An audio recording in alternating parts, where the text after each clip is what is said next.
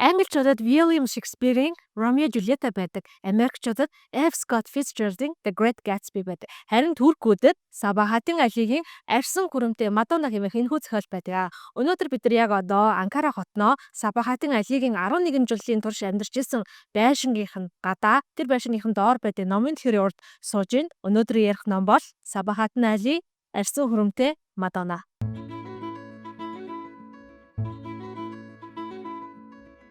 За Туркийн зохиолч Саба Хатын Али Арьсан хүрэмтэй Мадонна зохиолоо 1943 онд Стамбул хотод хамгийн анх удаа хэвлүүлэхэд ерөөсөө олонний анхаарлыг татаагүй гинэ.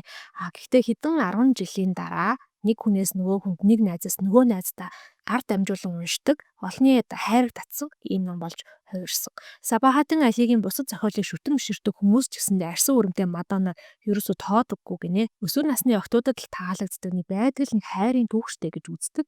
Гэхдээ энэ ном 2010-ад оны дундуур Туркийн бүх бестселлер жагсаалтыг тэргүүлээд Турктэй хамгийн олон ном борлуулгаараа алдартай Орхон Памук зохиолчийг хүртэл давсан. Юу өсвөр насны охид бүр эрэгтэй, эмэгтэй, хөгшин, залуу бүх хүмүүс энэ номыг уншаад хайрлаад уйлдаг болсон гинэ. Гэхдээ яагаад энэ ном гинт ийм алдартай болсныг хинч тайлбарлаж чадахгүй байгаа. За тэгэхээр энэ ном маань 1930 оны Турк улс Османы эзэнт гүрний бойрон дээр шинэхэн байгуулагдсан бүгд найрамдах Турк улсын будган хаагасан шинэ нийслэл хот болох Анкара хотод эхэлнэ.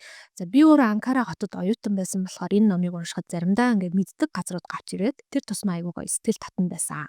За номын өгүүлэгч 25 орчим насны залуу байгаа. Энэ залуу маань банкнд ажилладаг байж цом нутгалд ороод ажилласаа халагдсныхаа дараа бүл зунжингаа ажил хайж өнгөрүүлнэ. Тэр зунжингаа ажил хайгаад ерөөсөө олигтой амжилт олохгүй дэлгүүрийн худалдагчийн ажил хүртэл тэнцэхгүй байсан гэж байгаа байхгүй юу. За тэгээд намар дөнгөж эхлээ байж исэн чинь нэг орой амьдарч исэн тэр буудлын руугаа алхаа явж исэн 10 жилдээ хамт сурч исэн найзтайгаа таарна. За энэ найз Хамди гэдэг нь бол ерөнхийдөө олон үйлдвэр удирддаг тийм байгууллага гайгүй ажил хийдэг залуу юм байна. Хамдитай уулзаад нөгөө өгүүлэгч залуу маань ажил олдохгүй байгаа зовлонгоо ярьсан Хамди за чи маргааш өглөө манай ажил дээр хүрээд ирээрэй би нэг юм бодоод олъё гэж хэлж байгаа. За өгүүлэгч залуу бол бас тэр хүндэндээ хөөрхөн эготой энэ Хамди одоо хамгийн залхуу муу сурдаг ийм сурагч байсан байж өнөөдөр надаа ингээд туслах хэмжээнд ирсэн байдаг. Гэтэл миний байж байгаа царайг хараачдээ гэх зэрэг зүйл боддог ч гэсэндээ за нэгэнд одоо Хамдитай ярьж тохиролцсон юм чинь ярьж тохиролцсон хэвээрээ маргааш ажил дээр нь очиод үзье гэж хэлнэ. Маргааш нь ажил дээр нь очисон Хамди би чамд нэрээ нэг шинэ ажил оллоо гэснэ. За ажил олгоч гэжтэй би чамд шинэ ажлын байр зохиолоо гэд одоо нэг ажлын байр санал болгодог. Тэр нь бол одоо Хамдигийн ажилтдаг үйлдвэрийн банктай харилцах тэр асуудлыг нь хариуцсан. Одоо болохоор менежер гэх юм уу та ерөнхийдөө гадуур дотор аягүй их явах. Гэхдээ чөлөөт цаа аягүй гардаг ийм ажил гинэ. Тэгээ Хамди одоо энэ өгүүлэгч залууг шүлэг, зохиол, яруу найрах дуртай гэдэг нь мэддэг болохоор чи энэ ажлаа хийгээд чамд чөлөөт цаа зөндөө гарна тэр үед нь чи өөрөөхөн дээр зохиол мохолыг бичихгүй дөө гэж хэлж байгаа. Өгүүлэгч Раиф гэдэг нэг хүнтэй хамт нэг өрөөнд суугаад ажиллахаар болно. За Раиф гой гэдэг нь бол дунд иргэн насны шинхэн үстэй герман хэлний орчуулагч хүн гинэ. Гаднаас нь харахад хөгшин хүн шиг хэрнээ хаяа нэг нэмсгэлэхтэй яг жаахан хүүхд шиг гинэн харагддаг ийм хүн. Хамгийн гол нь Раифга байгаа үгүй мэддэхгүй доож өгөөч гэмээр юм шиг нүдэнд ерөөс үл өртдөг хүн гинэ. Ямар сайндаа өгүүлэгч маань Раифга зурслахтэй ийм хүн юуны төлөө амьдрт юм болоо бараг л юу бодож амьдрт юм бол гэж асуухад хүргэхээр нэгэн гэж төсөөлж байгаа байхгүй юу. Раифга л ажилдаа маш сайн орчуулах нь маш хурдан уран яруу. Гэхдээ цалингаа эзээч нэмүүлээ тушаал эзээч дэвшээ гэдэггүй. За тэгээ ажил багтаа үедээ бол ширээнийхэн шургуулгаас герман хэлний уран зохиолын ном авах ирээд уушдаг. Ажил дээр олон тав үггүй хийх ёстой зүйлээ хийгээд орой болохоор замаараа дэлгүүр ороод гэр орондоо хүнсээ аваад харьдаг хүн юм гинэ. Хаяа ажлынхнаараа кофе уугаад бэкэмэн тоглоё гэд урахаар Раифга ерөөсөө зөвшөөрдөггүй. Тэнхий ажилчдын ярьж байгаагаар бол Раифга айгүй олон одоо ам бүлтэй тийм гэр бүлийн өрхийн тэргүү юм байна. За тэгэхээр манай өгүүлэгч маань юу гэж бодсон бэ гэхээр энэ Раифга ч юм бол аюу гоё family man буюу гэр бүлийнхаа төлөө төрсөн хүн юм байна гэж бодсон. За тэгээд Раифга бол бүр залуу байхдаа уушигны хальсны өрөвсөл гэдэг өвчин тусч ирсэн. Үй би энэ өвдөд гэртээ хэвчдэг. За энэ гэртээ хэвчж явах үед нь бол ажлаас нь туслах ажилтнаар орчуулах материалуудаа авч очиод орчуулад буцаад аваад ирдэг. Ерөнхийдөө ийм байдлаар одоо Раифийн болон энэ компани үйл ажил өрнөжид юм байна. Сүүлдээ тэгээ өгүүлэгч маань бол энэ уйтгартай бүрэг дотгошоо хүнээс залхаж эхэлнэ. Раиф гой өгүүлэгчд яг л тасалгааны ургамал юм шиг санагдаж эхэлдэг. За ингээд байжсэн нэг өдөр Раифийн хийсэн орчуулга оройтод буюу одоо жоо удаад хамдын орж ирээд Раифгаа хашгирч өгнө. Яахаараа ингээд энэ орчуулгыг удаа би танд энэ орчуулгыг яаралтай гэж хэлсэн биз дээ гэхэд Раифгаа тийм ээ би тэгээ газ орчуулад бичгийн машин дээр шивдэг эмэгтэйчүүдэд өгсөн. Тэд нар харин ажил ихтэй байгаа учраас шивж амжаагүй байгаа юм шиг байна гэсэн чи хамдээ бүр уурлал чи яад надаа ингээд шалтыг тоочод байгаа юм бэ? Яг одоо очиод тэр орчуулгыг миний ширээн дээр аль болох хурдан ингээд шивүүлээд тавиад гэж уурлана. Раифгаа хамдыгаар загнуулсан дараа яарад нөгөө бичгийн машин дээр бичгийг шивдэг эмэгтэйчүүд дээр очиод миний орчуулгыг газ шивээд өгөөч гэж гуйчаад буцаад өрөөндөө орж ирж байгаа. Буцаад өрөөндөө орж ирэнгүүтээ ингээд угаасаа нэг юм бухимдсан, стрессцэн ямар ч шинжгүй харин айгүй их төвлөрсөн байдалтайгаар харандаагаар ингээд цаасан дээр нэг юм ингээд татлаж зураад байна гинэ. Өгүүлэгч маань энэ үед Раиф эсрэгтлийн ширээн дээр суцав Раифгаг анзаараад ажиллаа байж байгаа. Юу зурж байгаа юм бол та хамгийн гол нь хүн ингэж загнуулчаад ерөөсөө ууралсан бухимдсан шинжгүй тэг харин ч ингээд төвлөрсөн байгаа нь илүү анхаарлын татна. За ингээд Раифга зургаа татлахж зурж дуусчаад нөгөө нэг орчуулгынхаа ажлыг хөөцөлтгөө гараа явсан хойгоор нь манай өгүүлэгч очоод Раифын зурсан зургийг харсан чинь хамдыг хар зургаар татлахад зурцсан байдаг. Хамдыг зурхтаа бүр яг ямар хүн бэ гэдгийг нь тэр хүний мөн чанарыг нь шууд илт нэвт харагтахаар зурсан байдаг. Хашгирж байгаа амны хайрцаг, анисэн нүд, тэр нүдэн дотор байгаа одоо мэдрэмж бүгдийг нь тод том хинт ч ойлгомжтойгоор зурсан байдаг. Араатанлаг архирж байгаа хоёр нүд нь эсрэг хүнийгээ уурлуулж бухимдуулж чадахгүй болохоор өөрөө улам бухимдсан мэт яг тэр харцыг нь хүртэл гаргацсан. Тэгээ энэ хүртэл өгүүлэгч бол яг хамдыг ямар хүн юм бэ гэдгийг нь ерөөсөө өөрөө ингээд дотроо бодоод нэг бол нэг сайн хүн юм шиг, нэг бол муу хүн юм шиг ерөөсөө онч ингэж бодож олж чадахгүй байсан юм аа.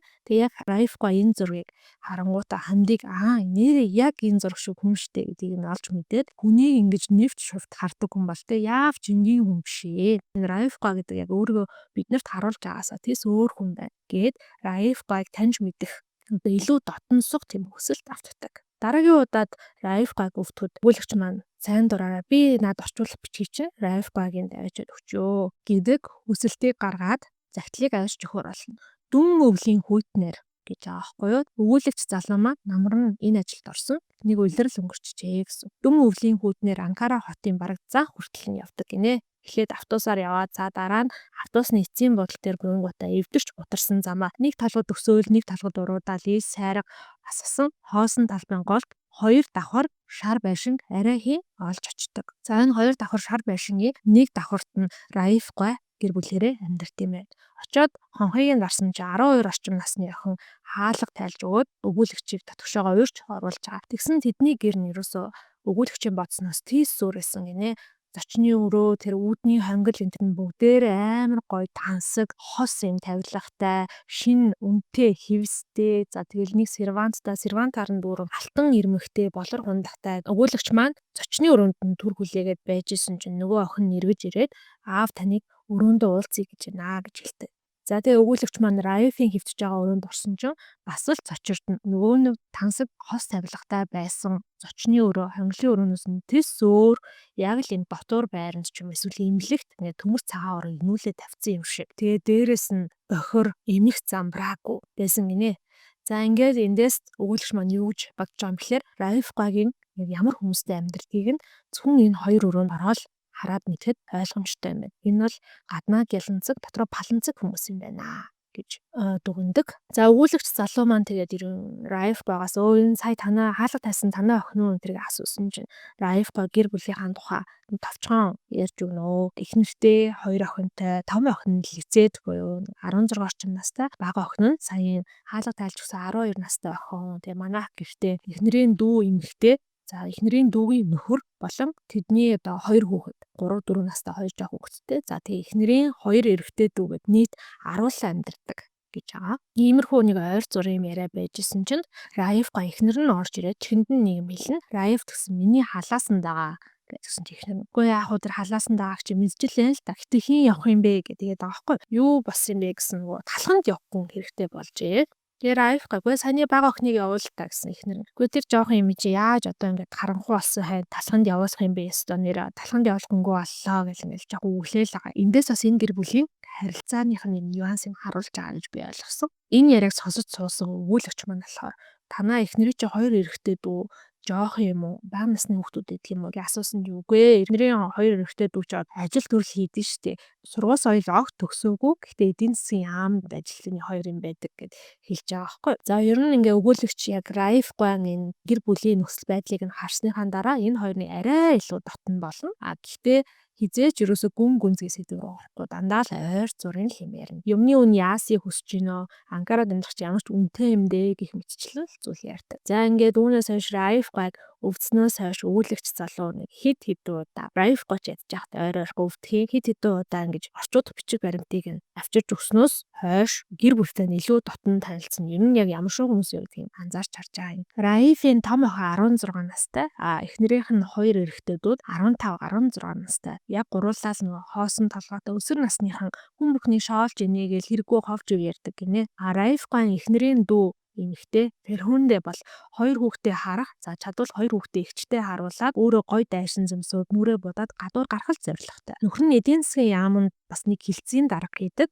Бас л гойж гоодох дуртай ганц гутал эсвэл ганц гоё харагдах аймс авахын тулд бүхэл бүтэн амралтынхаа өдрийг тэр чигээрээ дэлгүүр хийсэж чадах хүмүүс гэж байгаа байхгүй юу. Раиф Гуан эхнэрийн дүүгийн нөхөр буюу Раиф Гуан одоо бац хүргэн гэж ярьдаг те. Италид нэг хэсэг байсан учраас бие айгүй юм тоосон. Тэгэл олсон бүх мөнгөөрөө эхнэртэй юм өөртөө хувц авчдаг. Нөгөө хоёр дүү буюу эдийн засгийн яамд ажилладаг хоёр бага насны дүү нь бол цалин авч шалахгүй учраас Раиф Гуан өчөөхөн жоохон цалингаараа энэ гэр бүлийн бүх хүмүүсийн эдэш уушиг авдаг гэдгийг өгүүлэгч маань ойлгож байгаа. Гэхдээ тэр гэрийнхэн бол Раиф Гуайг буюу өөрсдийг нь тижээж байгаа хүргэн ахыгаа үл тоомсорлно. Нөгөө бац хүргэний л одоо гадаадд сурсан мундаг ах гэж хүндэлдэг. Раиф Гуайтай бол баг өөрсдөд нь төвгүүд одоо аим шиг ханддаг ийм хүмүүс юм байна. За Раифийн эхнэрт ч гэсэндээ энэ гэр бүлийнхэн яг адилхан ханддаг. Нөгөөх нь өдөржингөө гэр орны ажил хийж галт тонгонд өнжөөл нөгөө хэдийнхэн хэрэгтэй хувцсыг угаагаад хамаг хоол ундыг нь бэлддэг ч гэсэн баярлалаа гэх нь тухай бараг л хоолн таалагдахгүй юм хачин юм хийцэн ингээд уурлах маягтай байдаг гинэ. Ундлахын өрөө нэг аимшигтай эмхийн ортой замбраагүй амьдардаг оюутны дотуур байр шиг хэрнээ. Зочны өрөө хонглын өрөө нэм тансаг байгаа том охиных нь хийж байгаа ажил гэж байгаа байхгүй юу. Зочны өрөө хонглын өрөөг л хүмүүс харах юм чинь энэ өрөөгөө л хэдүүлээ гой ойлгочих гэж охин санаачлаг гаргаад хос тавилгууд аваад за энэ тавилгаа лизингээр авсан сар бүр бүгдээрээ цалингаасаа мөнгө нийлүүлээд лизингээ төлдөг. Хөөхий эхнэр нь л Раиф Гуайд жоохон анхаардаг. Үр хүүхдэн ч юм уу дүүнэр нь одоо Раиф Гуайг эзэрхий доромжлоод хар яр хийгээ харьцч хүйтэ гэдгээс болгоомжлдог гинэ. За сүүлдээ ч өгүүлэгч маань хүртэл Раиф Гуай энэ байр байдлыг хараад өмнөөс нь бухимддаг болсон. Би ч гэсэн ярьж байхдаа бухимдчихъя. Хамгийн гол нь Раиф Гуай өөрийг нь доромжлохыг төвчхээс гадна ер нь өөрийг нь доромжлох байх ёстой зүйл гэж хүлээж авч байгаа нь илүү их бухимдлыг нь төрүүлээд байна. 2 дугаар сарын дундуур нөө өглөө Раиф Гуай ажилдаа ирсэнгүүг нь орчуулах материал гарч таарад нөгөөтгийг нь өгүүлэгч залуу маань өгөхөр очсон чинь би энэ нэлээд тааруухан байсан. Гэрийнхэндээ бол кофе шоп сууж агаад гарч ирээд алах замдаа даарчлаа гэд хэлсэн. Гэхдээ өгүүлэгчд бол үнэ хэлдэг юм байна л да. Өчигдөр сэтгэл докторгүй болоод нэлээд хол асгасан. Ингэж хол асгахтаа ингэр замаа цатаа тавьсансаа болоод хүүтэнд цохиулчих шиг боллоо гэж Раиф Гуай хэлдэг. Өгүүлэгчд бол тэр айгу сонир санагдчихж байгаа. Яа гэвэл Раиф Гуай хизээж сэтгэл санаа нь докторгүй байна гэж докторгүй байсан ч гэсэнтэй тэгж хэлэх хүн биш байгаа байхгүй юу. Тэгэхээр өгүүлэгч нэгдүгээрт яагаад энэ хүний сэтгэл санаа докторгүй болсон юм бол хоёрдугаарт яагаад гэр бүлийнхэндээ худлаа хэлчихэд надаа ингээ өмнө хэлж байгаа юм болоо гэдэг нь айгу сонирхолтой байсан. Өгүүлэгч зочд буудалд нэг найзтайгаа хамт зочд буудлын нэг өрөөнд нэг орон дээр нь унтж амьдардаг. Орой ингээ очиод зочд буудлынхаа доор ингээ хоол идья гэхээр амар юм бужигнаантай байдаг. Өрөөндөө очиод шууд амрая гэхээр хажуу өрөөнд нэг юм дуучин амьдар. Тэр нь нөгөө хоолоогоо халааж ингээд янз бүрийн ингээд авиа гаргаад ер нь аюу тухгүй байдаг юм байна. Тэнгүүтээ ягаад ч юм тэр орой яг л Раиф Гуай хийсэн замаар нь алхаад үзье гэд алхаж үзэж байгаа. За энэ алхачаа яг зам нь болохоор яг миний бас өмнө Анкарад байхдаа явж исэн, очиж үзчихсэн газар болохоор надад аюу сонирхолтой санагдсан. За тэгээд бүр аим хурдан ингээ алхлаа сүултээ нэрээ ч ингээд ингэр замаа задгаа тавьмаар юм шиг санагдаад байсан гинэ. Бүр орой болсон хойно өрөөндөө ирсэн чинь өрөөнийх нь одоо хам нь яг хэдий ирчихсэн ном уншаа сууж исэн. Тэгснээ чи яасан шоучаад ирж байгаа юм уу гэж асуусан гинэ. Энэ мөчөд өгүүлэгчд юу гэж бодгцсон бэхээр хүн хүнийгээ дүгнэх ямар амархан юм бэ те. Тэр хүн төрсэн мэдрэмжийг өөрийнхөө бие дээр ингээ мэдрэх гээд яг тэр явсан замаар нь бодсон бодлыг ингээ бодохыг хичээгээд алхаад ирж яхад чинь энэ нэг хүн шууд намайг ингэж хэллээ. хүн ингээд нэг бяцлаг харчаад тэр харсан бяцлагаа хүртэл дүрсэлж хийлч чаддгүй байхад хин нэг анх харснараа дүгнээ явцдаг. Энийгээ ямар амархан хийд юм бэ гэж бодсон байгаа. Энэ удаад бол Райфгүй нэлээ удаа өвдсөн. Нэг удаа очсон чинь бүр имж дуудчихсан. Эхнэр том охин хоёр нь бүр уйлцсан, майлцсан, амар нүд мүдэн бүлцээцсэн. Эхнэр нь ингээд ухаан санаанд самарсан байдалтай байж байдаг. Бүлэгч маань ороод Райфгүйтай уйлцсан чинь би бол эдний хувьд хинж биш штэ тий. Энэ олон жил хамт амьдрахад эднэр яг ямар хүнтэй хамт амьдарч байна гэд намайг нэг таны мэдээч гэж бодоагүй. Тэсний одоо ингээд уйлж унжаад ах юм гэсэн байж идэг. За түүнээс хойш Райфгүй би нэг сайжрахгүй нэг 5 дахь өдөр өгүүлэгч маань Райфгүйг бодсон чи эхнэр нь хувцас аваалганд өгнөө. Ажил дээр чинь нэг гар нүрийн альчуур байгаа зү. Тэр альчуураа энэ залуугаар авчруулчаад ирээч гэдэг. Райфгүй эхнэрээ гарсны дараа миний бүх юмыг аваад ирээрээ. Би дахиж тэр ажилд очихгүй гэдгийг эхнэр маань ч гэсэн мэдчих шиг байна гэдэг. За нөгөө залуу л дуртай аваад ирээгээд маргааш нь очиад шургуулгыг нээгээд үтсэн чинь бохир альчуур, сонинд боолттой саван, сэрээ, үзэг, нэг хар дэвтэр гих зэрэг зүйлсэд бүгдийг нь боож баялаад оройн Райфгойгонд ирсэн. Райфгойг би бүр муудсан байдаг. Райфгой өгүүлэгчийг өрөөндөө ганцаараа гин үлдээгээд бусад бүх хүмүүсийг гаргаа явуулчихна. За тэгээд тэр авчирсан зүйлсээс наад дунд чинь нэг хар дэвтэр байна уу гэдээ арай их асууж байгаа. Хар дэвтэр байгаа гэсэн чинь за наад дэвтрээ яг одоо шатаач гэж хүсдэг. Энд чинь 1930-ад оны явдал юм чинь төвийн дулаан халаалт гэдэг тийм байхгүй Райфгүй хэвтэж байгаа өрөөнд нэг юм жижигхэн 100 байгааг тэр зүхрээ аваачаад хийчихье гэж хүсдэг байхгүй юу? Тэгсэн нөгөө өгүүлэгч залуу мөн болохоор үгүй тэгэхэд арай хайраа юм шүү. Тэ энэ дэвтэр танд хизээний цагт аюу их хань болж ирсэн зүйл юм байна. Би таныг ойлгож байна. Та өөрийнхөө эд зүйлийг өөрийнхөө сэтгэл зүг яах нь таны л хэрэг. Гэхдээ та надад ганцхан өдөр өгч. Хоёулаа ингэж нилээд хугацаанд нөхөрлөлөө. Гэхдээ би таны талаар юу ч мэдэхгүй. Та уг нь миний хувьд энэ дэлхий дээр хамгийн чухал хүн шүү дээ. Гэвч би таны хувьд бусад хүний адилаар хинч биш юм уу? Таны одоо өндөрлүүлж байгаа энэ аяллыг би дөнгөж эхлүүлж байна. Би хүмүүсийг ойлгомоор байна гэд гарыг нь атгаа. Тэр үед өгүүлэгчийн нүдэнд нь нулимсэн цэлийг нэ амьсгаланд авчиж байгаа. Гэсээр Райфгүй жоохон бодож ирсэн. За тий уран шурш тэгээ яхаа өөрөө мэд гэж хэлж байгаа байхгүй юу? За ингээд өгүүлэгч залуу маань гарахтаа Райфгүй гарыг нь үнсдэг. За Турк улсад бол гарыг ингээ үнсэж байгаа. Ер нь ингээд хүний гарыг үнсэх бол гүнтгэлээ үзүүлэхийн хамгийн дээд хэлбэр гэж үздэг. Тэгсээр Райфгүй өгүүлэгч залуу зөөлөн татаад тухайг нас үнсэж байгаа. Залуу тонгоогоо тухай үнсүүлчээ Райфгүй нүүрлүү харсан Райфгүй уйлцсан байдаг. Нөгөө залуу ч гэсэн Райфгүйг хараад яг гэж хэлэн уйлна. Райфгүй энэ бүх хугацаанд хоёулаа тухтаач ярьж амьдсангүй дээ. Яасан харамсалтай юм бэ гэж хэлээд нүдэ анаад үнсэж байгаа юм. За тэгээ нөгөө залуу Райфгүй хаас гараад зочдлынхаа өрөөнд очиод Райфийн тэмдэглэлийг уншнаа. Тэмдэглэл 1933 оны 6 дугаар сарын 20 гэж хэлж байгаа. За одоо ингээд лээ бүгдээрээ Райфгүй тэмдэглэлийг уншиж хэлж байгаа шүү. За өчигдөр нэг зүйл болоод 10 жил өөрөөсөө нууж дарсан бүхэн ил гарлаа. Одоо дотроо би буглаад иж чадахгүй болсон болохоор бичгээр шийдлээ. Өчигдрийн явдал болоогүй. Би тэ энэ бүх зүйлийн үнэн мөнийг мэдээгүй ч байсан болоосоо гэж хүсэж байна. Өөр эхнээс нь ярих юм бол бараг 10 жилийн өмнө за бүр 15 жилийн өмнөөс ч хэлэх хэрэгтэй байх гэж бодож байна. Дэлхийн 1-р дайны төгсгөл хэсэгт Райфгүй зэрэгт татагдсан ч гэсэн байлдаанд орохоос өмнө инхийн гэрээнд гарын үсэг зурагдсанаар цэргээс байлдаанд оролгүйгээр хаалгагдсан. Дэлхийн 1-р дайнд бол Турк улс буюу тухайн үеийнхаа Османы эзэнт гүрэн Германтай нэг тал болж байлдаад ялагдсан. Ер нь нэлээд ороо бусгаа цаг байсан. Дээрэмчин тоонолчин ч гэсэн ихтэй байсан. Райфгүй аав чинэлэгхэн за тийм учраас хүүдээ боловсрал олгоно гэж шийдээд түүгээ Стамбул хотод очиод юу ч хамаагүй сур гэж хэлээд явуулдаг. За Райфгүй бол бодит амьдралаас илүү мөрөөдөл дотроо амьдардаг. Дуугүй, номоо ичимхий учраас зарим хүмүүс түүнийг бүр маанч гэж боддог. За гэрээхэн нь байнга чи яг эмэгтэй хүн шиг чи яг эмэгтэй хөлт олж төрөх ёстой байсан л гэж хэлдэг юм байна л та. Райф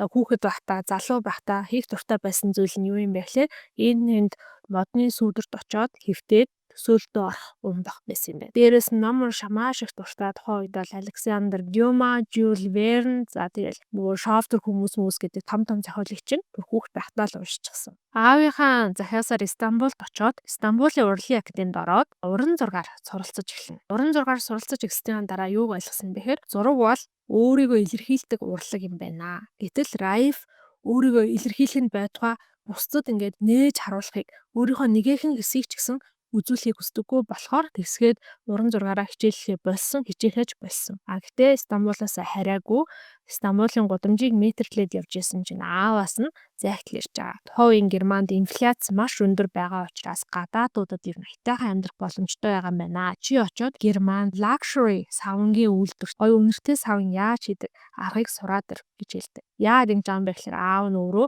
хоёрч савнгийн үйлдвэртэй. За дээрэс нь жидүүн жимсний талбайтай хүн байсан. Райфийн хувьд бол зөвхөн номноос л уншиж исэн. Тэр Европт очин гэдэг бол маш их гоё санагдаад амар их баярлаад 7 хоногийн дараа хамаг зүйлээ бэлдээд Герман явах галт тэргэнд суучихна. Орчин үеийн Германд бол яг Турк гаралтай иргэд 3.7 сая буюу Монголын хүн амтай бараг л тэмцэх хэмжээний хүн амьдарч юм бэлээ. Яг л одоо манай монголчууд Солонгос руу илүү боломж илүү цалин авахар явж исэн шиг тухайн үед бол хөдөлмөрийн гэрээгээр аюул олон турк хүн Герман руу явсан байт юм бэлээ. Райф очоод нийтийн байранд орчоо. Пансион гэдэг туркээр яриад идэгин. За тэгээ тэндээ болохоор тус тустай өрөөтэй ингээ амьдардаг. Гэтэ өглөө өдөр орой хоолой хамтдаа өөж идэж болдог харгалзагч нэг хүн байдаг нэг ийм системтэй. Эхний хэдэн 7 хоногт бол Берлин хоттойгоо танилцдаг. Тэгээ хамгийн гол нь Берлин хоттойгоо танилцж дуусчаад нөгөө гайхамшигтай номоос уншаад исэн Европ чи энэ юм уу гэж бодсон гэж байгаа байхгүй. Яг хөө ингээд Стамбултай харьцуулахад Стамбулаас одоо илүү цэвэрхэн, гудамж нь илүү өргөн, хүмүүс нь илүү шаргалж өстэй. Тэгэл өөр ялгараад ах зүйл байхгүй юм штэ гэж боддог. Райф тэтгэвртэй гарсан цэргээс 7 хоногт 3 удаа герман хэлний хичээл авдаг. Нийтийн байранд нь бол Голланд гаралтай бэлэвсэн хадагтай Тидеман гэдэг 35 орчим насны эмэгтэй, 50 орчим насны Дубке гэдэг нэг ах байдаг. Энэ хүмүүс бол Райфтай илүү дотносоод оройн хоолны ард гал цогтой яриа өрнөддөг. Өвчлөө улс төр ярьдаг. Герман улсыг яаж аврах вэ гэж ярилцдаг тийм. Энэ дундаас Герман улсад юусоо чанга удирдахч хэрэгтэй гэх мэт одоо яриа орж исэн гэж зохиолчмор бичсэн нь дараа нь мэдээж юу босныг мэдж байгаа учраас ингэж оруулсан байх гэж бодож байна. Райф бол яг савын яаж хийхийг суралцгүй. Тэгэл амьтны үрээлэн хийсэл, музей хийсэл, янз бүрийн тоглолт үзэл тэр хүний тэр одоо сэтгэл зүрх, оюун санаа савн дээрөөсөө байхгүй байгаа. Аав нь бол хөрхий байнга загтал бичин. Цангаа сурж гин үү, хурдан сураад хурдан ирээрээ гэл тэ. Райф бол яг турк найзуудаараа дамжуулаад ийм люкс савн үйлдвэрлэдэг үйлдвэрт дагалдангаар орно. За гэхдээ тэр савнгийнх нь үйлдвэрийнх нь Райф бас нэг хэм заахгүй. Райф ч гэсэндээ нэг хичээл зүтгэл гарахгүй. Райф Герман дээрээ яг хийх дуртай зүйл нь юу юм бэ гэхээр орон дотроо хөвтөө том тол бичиг хажуудаа дэлгэж тавьж агаад германаар уран зохиолын ном уншихтаа л хамгийн дуртай. Номоо уншихтаа бүр номондоо автаад тол бичгээ бараг ашиглахгүй. Үгээ ингээд эргэн тойрных нь үгээр нь буюу хам сэдвээр нь тааж уншаад тэгсээр хагаад хэл ус нь нэлээд сайжирсан гэж ном дээр бичсэн байгаа. Зохиолч маань өөрөө яг Германд байгаад герман хэлтэй байсан болохоор өөрийнхөө хэл сурсан аргыг ингэж номдоор бичсэн болов уу гэж би бодсон. Райф бол угаасаа нөгөө Стамбулд урлагийн академид уран зургаар сурч ирсэн учраас уран зурагт одоо Германд ирээд дуртай хэвээрэл байгаа Германы үндэсний төвчлэг урлагийн музейгээр байнга ордог. Нэг юм хүүтэн бороотой 11 сарын 1 өдөр Райф сонио уншиж агаад залуу зураачдын бүтээлээр үзэсгэлэн гаргасан гэдэг зарлалыг уншина. Залуу зураачдыг тухайн үед Райф нэг тоодоггүй байсан ч гэсэндээ үзэсгэлэн л үзэсгэлэн шүү дээ. Үзэсгэлэн үзэхээр очиж байгаа. Үзэсгэлэнд гарсан ихэнх зургийг хараад Райфийн одоо инээд мөрсөн гэж байгаа байхгүй. Кубик тийм бие галбиртай хүмүүс тоосох шиг ив хавгүй болорваар номын засар хэдэн жил авчуулаа мартсан юм шиг цэцэгний зургууд, гимт хэрэгтний гар зураг шиг хөргүүд гэтэл гол танхим руу яг ордог хаалхны дэргэд очоод хөшиж орхиноо. Тэр үед ингээ биеэр нь гүйсэн давлгааг одоо хүртэл мартдаггүй гэж тэмдэглэл дээрээ бичсэн ба. Тэр зурагт нь үслэг хүрэн өмссөн эмэгтэй дүүрэндээ тийм хачирхалтай тод томроо ихэмсэг за баг зэрлэг гэмээр дүр тодруулсан сууж идэг. Урд өмнө нь огт харж байгаагүй эмэгтэй хэрнээ бүр 7 настайгаас л таньдаг байсан юм шиг тийм мэдрэмж төрүүлсэн. Хар нүднийх нь харцсан бодлогошронгуй ямар нэгэн зүйл ирж хайгаад гэхдээ тэр зүйлээ хизээж олохгүй гэдгийг мэдж байгаа юм шиг. Нүднийхэн зохин жоохон бүлцэндүү доод уруулан дээд уруулаасаа үл мэдэг зузаан өтгөн бор үстэй урт хамартай шовх өрөвтэй бүсгүй байсан гинэ.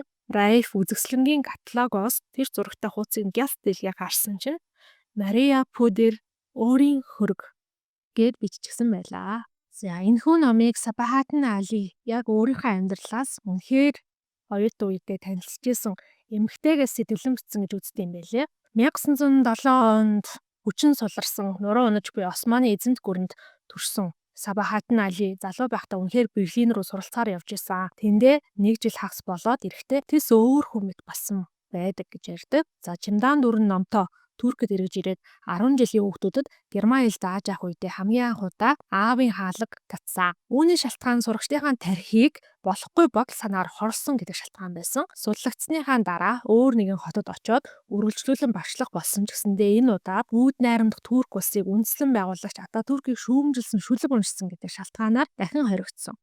Ататүрк бол одоо ч гэсэн Турк улсад асар их хүндлэгдсэн албан байгууллагын тасалгаа бүрт хөрөг зурганд байдаг ийм хүн байдаг. Тэгэхээр ийм хүнийг шүүмжилсэн шүлэг уншиж байгаа нь хэрэг чөлөөтэй сэтгэлгээтэй байсныг харуулж байгаа болов уу гэж би бодсон. Магадгүй яг соён гэгэрүүлэгч хүн гэж бол ийм л хүмүүсийг үргэлж урсгалын эсрэг сэлдэг хүмүүсийг хэлдэг байх гэж бодогцоо. За үүнээс хойш Сабахатын Али явлаг хавчлагад өртөөд ажил алба хийхэд ч гэсэн хүндрэлтэй болсон учраас Ататүркийг магтан дуулсан миний хайрт гэдэг шүлэг хэвлүүлээд арай гэж нэг юм өөрт нь иржсэн даран чагалт нь гайгүй болсон. Үүнээс хойш Сабахатын Али ер нь бол богино өгүүллийн мастер яруу найрагч гэдгээрээ олон дунд танигдаж эхэлсэн. Улс төрийн янз бүрийн албанд ажиллаж агаад зохиол бүтээлийнхаа агуулгаас болоод 1945 онд ажилласаа халагдаад Анкара хотод амьдардаг байж хаад Стамбул хот руу нүүж очоод Туркийн одоо нэг намын системийг эзэмдэг тийм фашистуудын эсрэг тэмцэлд өөрөө ирэхгүй татагдан орсон. За үүнээсээ болоод Сабахатын Али өөрийнх нь эсрэг үзэн ядалтын тийм кампанид ажлын бай болсон гэж тэмдэглэсэн байгаа байхгүй юу. За тэгээ зөвлөлтийг дэмжигч, урагч гэж цолдог болсон. Гэхдээ Сабахатын Али зохиолч найзуудынхаа хамтаар улс төрийн шок сэтгүүл Марко Паша гэдэг сэтгүүл гаргадаг болсон. Марко Паша сэтгүүл нь дөнгөж 8 дугаар гараад 8 дахь дугаар нь гэхэлбэр 34,000% борлогдож исэн гэж байгаа. Гэтэл энэ шок сэтгүүлийг хамтарч гаргаж исэн найзыг нь шоронд явуулсан. За тэгээ тэр сэтгүүлийг хэвлийг хоригдсон. Гэхдээ Сабахатын Али үргэлжлүүлээд эргэлзээгүй Паша агсан бүдүүлэг Паша ба 40 дээрэмчин гэдэг нэртэйгээр сэтгүүлүүдээ гаргасаар л байсан. Паша гэдэг нь бол тухайн үедээ Туркэд байсан цор ганц намын дарга Исмет Паша гэдэг хүнийг л шовлоод ингэж нэрлээд байсан юм шиг байгаа юм. Зохиолчийн жинхэнэ амьдралын түүхийг бол идлээ дараа үргэлжлүүлээрээ харин одоо 1920-од оны Герман улс Берлин хотын нэгэн жижигхэн галерейд арьсан хөрөмтэй Мадонна гэдэг нэртэй зургийг гайхаа ширтээд сууж буй 24 настай залуу Раифийнхаа амьдрал руу эргэн орцгоё. Мария Пудерийн тэр өөрийн хөргийг буюу арьсан хөрөмтэй Мадонна гэдэг нэртэй зургийг тэр өдөр Раиф галерей хаагдтал харж сунаа. Галерей хаагдсны дараа нийтийн байранда очоод нөгөө үзэсгэлэн зарласан сонин аваад уншдаг. Тэр сонин дээр болохоор Мария Пудер бол уран зургийн их маструудын зам мөрийг дагж байгаа. Үний нүүр царайнд хувирлыг тод томрон илэрхийг хүсдэг зураачаа. Хит муухай эсвэл хит үзэсгэлэнтэй бус яг байгаагаар нь илэрхийлэхийг хүсдэг. За түүний яг өөрийн зурсан энэ өөрийн хүрэг гэдэг бүтээл бол Италийн уран зураач Андреа Дель Сартогийн Madonna of the Harpies гэдэг зургийн гол дүр Есүс Христийн их гэгээн Марийг санагдуулж байсан тул түүнтэй ижилтгээд арьсан хөрөмтэй Мадонна гэж энэ зургийг тэр сонингийн сэтгүүлч нэрлсэн гэдэг ийм хэсгийг унштай. За ер нь бол яг арьсан хөрөмтэй Мадоннач биш, угтаа л үслэг хөрөмтэй буюу шүүптэй Мадонна юм байлээ л дээ. Мөн Мадонна гэдэг үг бол ямар учиртай юм бэ гэхээр Есүс Христийн ээж онгон Марийг Virgin Mary гэж яддаг те. Уран зурагт дүрсэлсэнийг Мадонна гэж нэрлэдэг юм байна. За маргааш өглөө нь Раиф номын дэлгүүрээс Madonna of the Harpies гэдэг Итали зураачийн зургийнх нь хуулбар зургийг авчираад өрөөндөө маасан. Өнөөдрийг хүртэл харсан тийм Мадоннагийн бүх зураг дээр Мэрийг нэг бол юм байгаж шагширсан бяцхан охин эсвэл ингээ өөр дээр хүүхдээ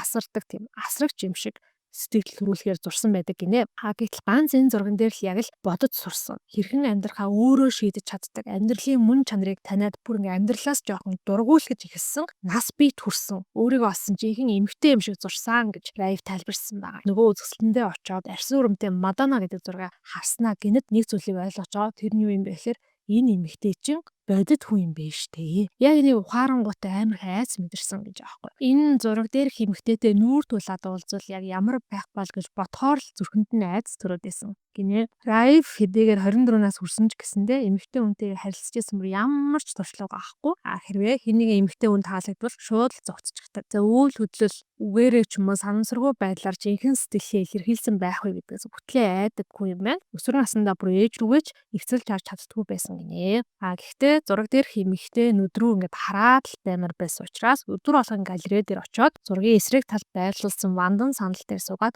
Мадоннаг ажигладаг болсон. Сүүлдээ галерейн харуулаас эхлээд тэр галерейд байнга очдог хүмүүс ч гэсэндээ Раифыг анзаардаг, таньдаг болж гисэн гинэ. Гэсэн нэг өдөр тэнд бас хаяа ирсэн харагддаг залуу эмэгтэй Раиф дээр ирэнгүүтээ энэ зураг чамд их таалагдсан юм а та. Чи өдөр бүр ирж харах юм гэлээ. Раиф шал руу ширтээ дээшээ ерөөсөө харахгүй. Угаасаа нөгөө эмэгтэй өнрөө харж чаддгүй шүү дээ. Нүднийх нь дуланд нь шов хоншоорт өсгийтэй гутал бовн юбг гойлог хөл харагдсан. Раиф сандраад харин тийм ээ энэ их сайхан зураг байна. Миний ээжтэй их төстэй юм гэсэн чинь нөгөө эмэгтэй ээж чинь нас арсан юм уу? Үгүй ээж хол байгаа. Түрк байгаа гэсэн чинь нөгөө эмэгтэй за би тэгвэл чамд саад болохоо болий. Гэхдээ чи үнэхээр ийм ээжтэй баймар байгаа мó гэж асуухад Раиф тийм ээ гэж хариулжээ. Раиф өөрийгөө худлаа хийсэн баригдчихлаа гэж бодонгуудаа тэндээс шууд гүйж гараад дахиж тэр галерейд очихгүй гүйцэн амьдралтаа эргэж очноо гэж хийсэн. За тэр бүгээл анх ирсэн зэрлэг болох нөгөө савангийнхаа үйлдвэрт буцаж очиод за хэдхэн хоног саван хийхдээ хамаг зүйлээ хамаг бүхнээ дайжлаад суралцаж эхэлнэ. За нийтийн байранд амьдардаг хүмүүс дундаас хатагтай Тидеман түүнд бол нэлээд анхаарал тавина. Хатагтай Тидеман 10 настай хүүтэй. Хүүдээ ямар ном уншуулах вэ гэх мэт зөвлөгөө авахаар яриа мараа өрнүүлдэг, үүддэг. За тэгээ галерей руу Раиф очихоо болсноос хойш нэг өдөр хатагтай Тидемантай Раиф оройн зог барихаар болоод зоогийн газар халбаг пи ууцаад нэлээ халандсан хойноо харихаар болноо. Раиф болохоор хаттай Тидеманыг ингээд нас нэлээ явсан эмэгтэй гэж яриад байгаа боловч яг үндэ 35 орчим насны л эмэгтэй байгаа. Цогтчоод Раифтай ингээд албаар наалтаад гараараа хүзүүгэн тэрээд өөртөө татаад уруулыг нь үнсээд гараад ингээ харих замдаа явж байгаа шүү дээ тийм зүйл болоод Раиф болохоор ингээл нөгөө тийж айлгах чадлаараа түлхээл байжсэн чинь араатха алхмын зайтай ирж явсан нэг бүсгүй хараад Раиф бүр ингээ шоконд орчиж байгаа. Тэр бүсгүй бол нөгөө харьсан өмтэй Мадонна. Гүнигтэй тийм ядарсан царайтай харагдчихсан Мадонна Раифыг харангуудаа гинэт инээмсэглээд зөрөөд өнгөрчихөж байгаа. Энийг хараад Раифи арх гарчиж байгаа. Арай хий нөгөө хатагтай Тидемантай зуралцаар байгаа нийтийн байрандаа ирсэн чинь хатагтай Тидеманыг нууцхан сонирхож явдаг нөгөө нэг 50 гаруй насны ноён Дөпкэтэй коридор тааралтаад хатагтайгийн анхаарал тэрүүн хооронд сарнаад Раиф тэндээс нэг юм мултарнаа. Маргааш өглөө эрт сэртэл мэдээж Раифын сэтгэл санаа тайван бус болчихсон. За тэгээ савангийнхаа үйлдвэртээ очиод саван хийхдээ суралцаад хэрэгтэй гэж бодсон зүйлийг дэвтэр дээрээ тэмдэглээд байж байгаа. Үдээс хойш нь гэсэн харин сэтгэл санаа нь аваа гайгүй дээрдээд чинэлэг айл турсан би ч ер нь Аз жаргалтай л амьдарч чадсан штэ гэж өөртөө итгүүлж байгаа. За энэ болохоор нөгөө ер нь алкогол гэдэг чинь өөрөө депрессант буюу хүний сэтгэл санааг унгаадаг зүйл, гутруулдаг тийм байц. За тэгэхээр алкоголтой бүтээгдэхүүн маргааш нь хүн сэтгэлээр унаж түгшдэг. Энэ бол ер нь шаардлтын нэг шинж тэмдэг гэж байгаа. Би энийг уншиж байхдаа мань бол шаартаад исэн юм болов уу гэж бодсон. Тэр нь шаардлт нь гайгүй болоод эргээд сэтгэлэн сэргсэн байх л та. Тэгээ аав нь бол төрлөх нутагтаа жидүүн жимсний тариалангийн талбайтай 2 үйлдвэртэй 2 эгчин нас биеийн хүрээд чинэлэг хүмүүсийг гэрэлцэн. Эргээд Турктэй очих юм бол ер нь аюу боломжийн сайхан амьдрал хүлээж байгаа. Тиймээс ерөөсөө одооноос илүү дутуу зүйл бодохоо болий савангаа хийж сурахтаа хамаг анхаарлаа хандуулъя гэж бодож байгаа. Тэгтээ оройн нь буцаас сэтгэлээрээ унаал. Тэгтээ Тидемантай нөгөө нийтийн байранда тааралдахгүй тулд гадуур холлоод 2 албах пиво ухаар шийднэ. Пиво уугаад зэрэг орсондоо ч тэр юм өнгөрсөн орой яг хатагтай Тидемантай зургалдаад байжсэн гудамжны тэр хэсэгтээ Мадоннатай таарсан яг тэр газараа очиод хүлээхээр шийддэг. Тэгсэн үнэхээр Мадонна яг тэр цагтаа тэр орчмоор явж шаарддаг. Мадонна ойртоод ирэх үед нь Раиф хойшоо хараад хаалганы төгжигээр оролцож байгаа юм шиг дүр үзүүлж зогсож ирсэн нь өнгөрөөд явмагцсан. Хойноос нь дагаа явахаар шийднэ. Дагаа явж байхдаа би ер нь яагаад тэр газар очиод энэ эмэгтэйг хүлээхээр шийдвэ? Яагаад энэ эмэгтэйг дагаа явж байгаа юм болоо? Ер нь энэ эмэгтэй тэр хөрөг зурагт ирэх эмэгтэй мөн ч юм уу гэх мэт асуултыг өөрөөсөө асууж байгаа юм. Уул нь эргэлзэж байгаа. Гэхдээ хариултыг нь бодож чадахгүй зүрх нь бол ингээд бүр балбал гар нь салалал хөлрөөл явсаар байгаа тод цэнхэр гэрлэр Атлантик гэж бичсэн кабаре шоуны клубын гадаа ирчин. Раиф хаалгаар нь яваад орчиж байгаа. Тэгээд бодож байгаа байхгүй юу? Мадонна энэхийн байнгын үйлчлүүлэгч юм байх та. Энд баян залуучуудтай ирж 6 зэмбэл хөөгөө. Үдшийн төгсгөл хідэн цаас аваас халтын байх та. Тэгээд миний тэгж их хүндэлж биширж исэн тэр зураг дээрх эмэгтэй одоо ийм л хүн байсан юм уу гэж бодоод урам нь бол маш их уурна. За тэгээд ширээн дээр сууж исэн хүмүүс донд Гэхдээ Мадонна харагдахгүй байсан. Тэгснээ мань хүн болж байгаа хүүшээ би чинь бараг хий юм хараад ингэрсэн юм шүү дээ. Би галзуурж байгаа юм болов уу гэж бодох. Яг тэр мөчөд тайсны гэрэл хасаад ингэр нь нилээн гүн улаацтай урт цагаан даашин зөмссөн. Хийл хөгжим гартаа барьсан хүүхэн тайснаар гарч ирээд хөгжмөө тоглоод араас нь дуулж хэлнэ. Худлагаасаа нэмсүүлээд хийж байгаа зүйлдээ дургүй байгаа нь бол нүүрэн дээр нь тод харагдчихсан тэр эмэгтэй. За тэгээд нөгөө хөрөг зураг дээр химсэг бадрангуй байсан эмэгтэй ийм өрөвдөлтөө харагдаж байгаа нь Райфийн сэтгэл зүрхийг бол өвтөж байгаа. Эмэгтэй дуулж захтаа Райфийг харснаа эхлээд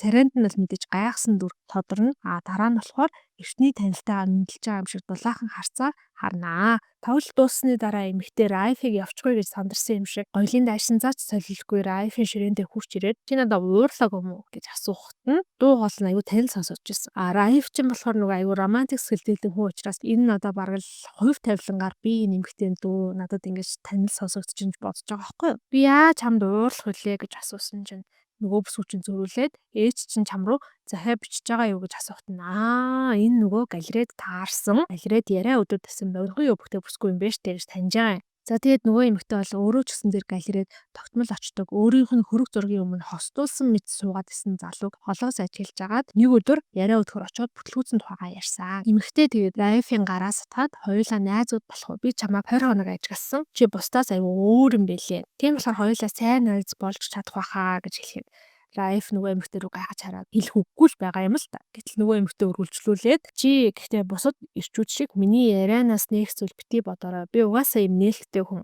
Ер нь бол би яг эрэгтэй хүн шиг гэж хэлж болно. Тийм болохоор би ганцаараа байдаг байх таа гэж жоох юм ороод бодол хийлнэ. Харин чи яг эмэгтэй хүн шиг юм байна шүү дээ. Тийм болохоор би чамайг жоох өөр юм байна. Бусдаас өөр юм байна гэж хараад байгаа юм байна. Өчигдөр чи хаттай тэдэм минь баригдчаад та яг л жоох хүн шиг харагдчихсэн шүү дээ гэсэн. Райф гайхаа чи хаттай тэдэм манийг танд юм уу гэсэн. Нөгөө Мадонна тэр чин манай үеэл ихчлээ. Гэхдээ яг манай ээж тэрэнд дургу болохоор бидний харьцдаг юм гэж тайлбарснаар тэр хоёр танилцж байгаа юм аа. Мадонна буюу жинхэнэ нэр нь Мария 26 настай Берлинд ээжтэйгээ хамт амьдардаг еврей гаралтай герман бүсгүй байдаг. Тэр орой Райф Мария гэрт нь хөргөж өгөх гээд хамт алах нь энэ үеэс бид нэр Мариягийн яриагаар дамжуулаад Мариягийн дотоод ертөнцтэй илүү их танилцсан. Үнэхээр л 100 жилийн өмнө магадгүй байж боломгүй тийм чөлөөтэй сэтгэдэг би даасан бүсгүй юм шиг санагдсан. За тэг үүсэл бодолтой нэлээд олон зүйл дээр ч гэсэн санал нийлмээр байсан. Юун дөрөнд Райфт би угаасаа онцгой хүн хэрвээ чи надтай найзмаар байгаа бол дасан зохицохоос өөр аргагүй. Гэтэ чи өөрөө л мэд надаа хин ч хэрэггүй, надаа найз хэрэггүй, би хэний ч өмч болмооргүй байна гэж шуудхан хэлчихдэг. За энүүгээрээ бол нэг талаас нь өөртөө үнэнч хүн гэдгийг илэрхийлж байгаа. Нөгөө талаас бол хин нэгнээс хамааралгүй баймаар байна гэдг нь магадгүй өнгөрсөнд нь хамааралтай байсан хүн нь өөрийг нь гомдоосон учраас ийм бодолтой болсон юм болов гэж бодогцсон. Тэгээл шууд үргэлжлүүлээл чи надаас хэрвээ ямар нэгэн зүйл хүсгэл юм бол бидний нөхөрлөлт дуусна. Би яагаад энэ дэлхий дээрх бүх эрэгтэй хүнийг үзий яддаг гэж та нар бүгдээрээ эмэгтэйчүүд биднээс хэтэрхий их зүйл хүсдэг. Тэгээд ингэж хүсэх нь угаасаа л төрөлхийн эрхэн юмшил аашилдаг. Ирчүүд анчид эмэгтэйчүүд ан байдаг. Эмэгтэйчүүд анчинд баригдмагцаал сөхөрч мөргөөд хийсэн бүгдийг биелүүлдэгэ гэх мэтчлэн өөрөх үзэл бодлыг Райф дээрч эхэлнэ. Яг ингэж ярьж байгаа нь бол тухайн үед жишээ нь дэлхий дахин дөнгөж яригадаад нэг удаагүй дөнгөж 50-60 жилийн өмнөөс л яригдж эхэлсэн. Эмэгтэйчүүдийн эрх, феминизм гэдэг зүйл ялангуяа Райфын төрж өссөн шашны нөлөө ихтэй Турк улсын соёлтой харьцуулахад бол яриангүй тийм онцгой, шинэлэг, зоригтой санагдсан нь тодорхой гэж бодож байна. За ингээ Мариягийн гэрийн гадаа ирэхэд Мария хоёулаа маргааш уулзъя би чамд Берлинд өөрийнхөө дуртай газрыг үзүүлье гэдэг санал тавиад салнаа. Гэтэ уулзах цаг бол тохирохгүй. Чи хүрээд ирээрээ би чамайг цонхороо харж агаад ирэхээр чин гараад очие гэдэг. Маргааш нь Райф чи юу нөгөө савангийн үйлдвэртэй арайхийн өглөөг өнгөрүүлээд өдрийн 2 цаг 30 минутын үед Мариягийн амьдардаг гудамжинд ирж байгаа. Гэтэ шөнө орой болтол ажиллаад амарч чадахгүй байх. Цаад болчихгүй ядарч байгаа бах та гэд Мариягийн цонхондоор очихгүй гудамжных нь үзүүр хавьд нь эргэлдээ байж идэг. Марияг би бүхэл амьдралынхаа туршид хайж исэн юм шиг Мария байхгүй байсан болохоор л амьдрал нь юм уйтгартай бүрхэг санагддаг байж дээ гэж Райф бодож байгаа. Анх Мариягийн хөрөг зургийг харснаас хойш 2-7 хоногийн хугацаа өнгөрсөн. Энэ хугацаанд бол өмнөх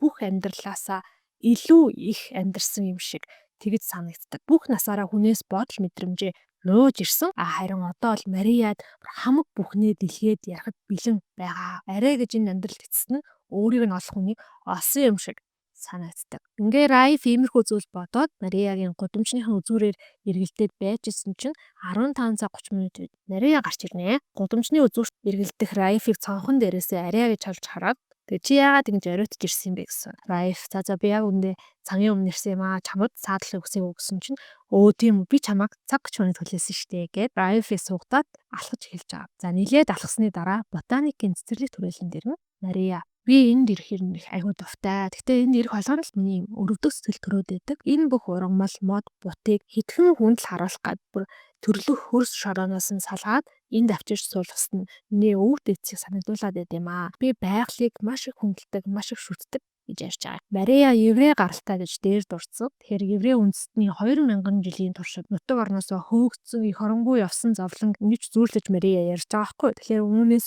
бид нар Марияг хэр их гүн боддог, гүн мэдэрдэг хүн гэдгийг ойлгож анзаарч харах боломжтой. Марияг үзэл бодлоо ингээ ярьж байгаа үед Райф түүнийг анхааралтай сонсно. Гэхдээ өөрийнхөө бодлыг бол илэрхийлэх нь ховор. Ер нь л яг дотроо л ихийг үзэл бодолтой санал нийлж байгаа. Тэгээ дээрэс нь нэмээд Мариягийн үзэл бодлыг бишрээд хүндэлж байгаа учраас угаасаа дээр нь нэмж хэлэх зүйл шаардлагагүй гэж бодоод байгаа. Мария өргөжлүүлээд ингэж ярина. За энэ намын нэлээд хэсэг нь бол яг юм Мариягийн ярьсан яриа байгаа. Тэгэхээр биднийг Мария гэдэг хүнтэй илүү яг номоороо дамжуулж танилцуулахыг зохиолч маань зорьсон байна. Мария хэлж байгаа. Бид хоёрын нөхөрлөлд яг дараа нь хор учруулж болох зүйлийг анханасаа нээлттэй л ярилцсан дээр штэ. Тэгээд үзэл бодол хэрвээ анханасаа нийлэхгүй бол өөр өөртөө зам мөрийг өгөөд явцсан зүгээр.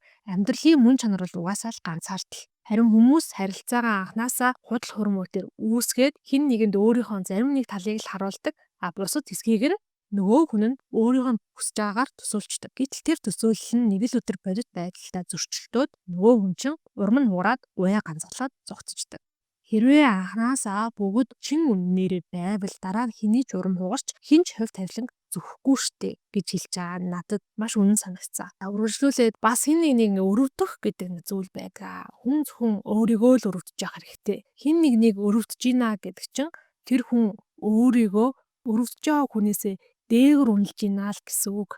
Тийм учраас намайг битээ өрөвд гэж Мария хэлж байгаа байхгүй юу? Би бас энтэй санал нийлж байгаа. Яг эндээс ингээл харахад өрөвдөх гэдэг бол угаасаа л хүний эго байгаа байхгүй юу тийм. TikTok энтер юм хэцүү амьдралтай хүмүүс амьдралаа харуулсан бичлэг ихээр тэрийг нь аяйгүй олон хүн үзэл аяйгүй олон хүмүүс дагдаг. Тэр дагж байгаа хүмүүс нь болохоор юу гэж бод юм гэхээр цаана би эднээс хамаагүй дээр амьдарч байгаа юм байна гэж сэтгэлээ баясгадаг учраас дагдаг гэж байгаа. За энийг болохоор бүр poverty porn буюу ядуурлын порно гэдэг нэрлэлсэн нэр томьёо хүртэл байд юм билээ. Ботаникийн цэцэрлэг түрээлэн сууж ярилцаар орой болоход Мария би гэртээ хармаар байна. Хоёулаа нэг мэдээд тэгээ би шууд ажил руугаа явчих гэж хэлээд Райфыг дагуулад нэг зоогийн газар орж байгаа. Ер нь бас юм яриа нийсэн яг юм гой хүнтэй уулзахаар угаасаа ингээд салмааргүй санагдаад байдаг шүү дээ. Тэгээ Мария Райфт би яг өчигдөр чамтай өөрөө яриа эхлүүлээд намайг гэрт хүргээд үг гэж хэлээд өнөөдөр бас өдрийг хамтдаа өнгөрөөе гэж уурсан. Гэтэ чи битээ буруугаар ойлгоорой. Би чамд хайртай болохоор ингээгүй шүү. Мэдээж чи бол сайн хүн шиг санагдчихээн. Гадна төрчөнч даавгүй. Гэтэ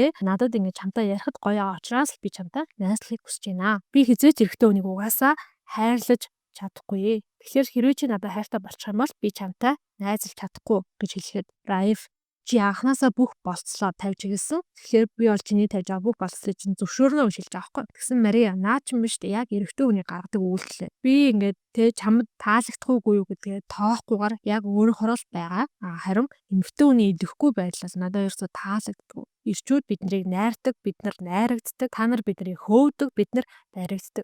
Би бүр хүүхэд байхасаа л ийм хүн байсан. Энэ бүхнийг ерөөсө хүлээн зөвшөөрч чаддгүй байсан.